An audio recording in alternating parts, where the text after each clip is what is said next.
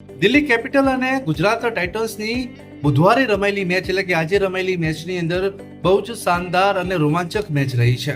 જો જોવા જઈએ તો એક બાજુ ડેવિડ મિલરે છગ્ગો ફટકારીને પોતાની આખી જ મેચ પોતાની કાબુમાં કરી, તો બીજી બાજુ તેમને રન લેવાનો ઇનકાર કરતા આખી જ મેચ હાથમાંથી જતી રહી.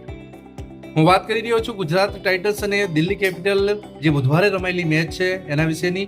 જો કે છેલ્લે દિલ્હી કેપિટલના હાથમાં મેચ હતી.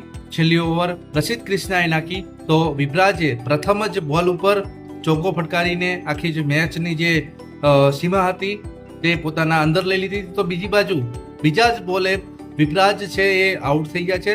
તો ડેવિડ મિલરે છગ્ગો ફટકારીને આખી મેચ પોતાના કાબુમાં કરવા હોવા છતાં પણ ચોથા બોલે તેમને રન લેવાનો ઇનકાર કર્યો ને દિલ્હી કેપિટલ ત્રીજી મેચ હારી ગઈ.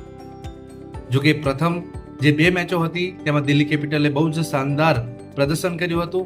જોકે આ ત્રીજી મેચની અંદર દિલ્હી કેપિટલને હારનો સામનો કરવો પડ્યો છે. તો બીજી બાજુ શુભમન ગિલના એટલે કે ગુજરાત ટાઇટન્સની મેચ પ્રથમવાર જીત મેળવીને ખૂબ જ આનંદિત થઈ હતી.